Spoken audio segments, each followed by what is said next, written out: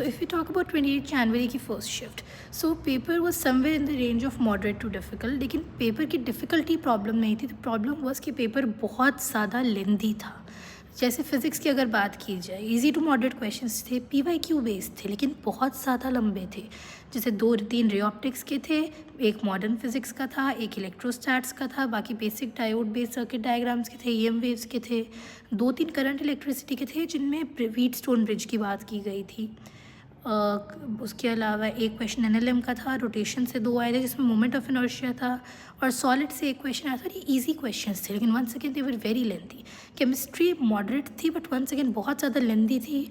Physics chemistry दोनों में बहुत ज़्यादा, फिजिकल केमिस्ट्री की बात की जाए बहुत ज़्यादा कैलकुलेटिव थी, ऑर्गेनिक में बहुत लंबे रिएक्शंस पूछे जा रहे थे। मैथ्स हमेशा की तरह moderate to tough and very lengthy. 3-4 vector 3D के क्वेश्चन थे, 2-3 कॉनिक सेक्शन से, और 2-3 अर्थमेटिक प्रोग्रेशन, ज्योमेट्रिक प्रोग्रेशन से थे। But once again I will tell कि मेजॉरिटी लोगों को पेपर की डिफ़िकल्टी प्रॉब्लम नहीं लगी, it was the lengthiness of the exam. और कई बार ऐसा होता है कि क्वेश्चन आता है लेकिन टाइम नहीं लगा उस तक पहुंचने का, बिकॉज पहले क्वेश्चन इतने लेंदी थे, वो अलग पेन होता है। तो इसीलिए once again I would recommend the strategy, इसमें आप पूरा पेपर एक बार स्क्रॉल करें और जो क्वेश्चन आपको छोटा लग रहा है वो हाथ के हाथ निपटा लें। उससे ऐसा नहीं होता कि जो क्वेश्चन आता है वो छूट जाए, ऐसा कभी भी नहीं होगा।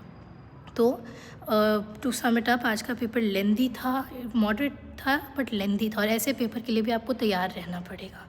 All the best.